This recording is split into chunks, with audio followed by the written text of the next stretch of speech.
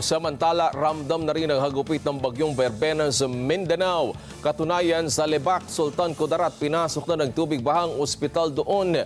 Makibalita tayo kay Eli Dumabok. Eli.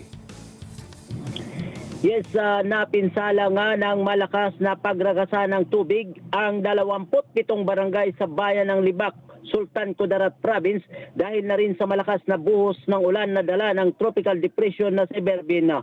Pahirapan din ng mga motorista na nagbiyahe palabas at papasok ng Lebac mula sa mga bayang sakop ng South Opi, Maguindanao del Sur at maging ang nanggagaling sa Cotabato City dahil na rin sa tubig na dumadaloy sa Maharlika Highway pababa sa poblasyon ng Lebac.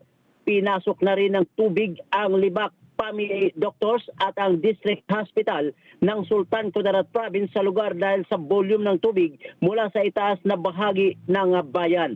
Nagtalaga na ng evacuation center si Lebac Mayor Frederick Siricial sa lugar kung saan ligtas ang mga apektadong pamilya ng bayan, pero karamihan sa mga pamilya ang namalagi muna sa nasabing o sa kanilang mga bahay para unti-unting linisin ang putik sa loob ng kanilang bahay bago bababa ang tubig baha. Wala pang pahayag ang pamahalang bayan kung magkano ang pinsala ng baha sa lugar at nagpadala na rin ng mga heavy rescue equipment ang LGU Lebac sa mga napinsala sa pagguho naman ng lupa para maalis kaagad ang mga lugar o mga lupa na nakaharang sa mga motorista sa Maharlika Highway. Yan man ang update mula sa bahagi ng Sultan Kudarat Province.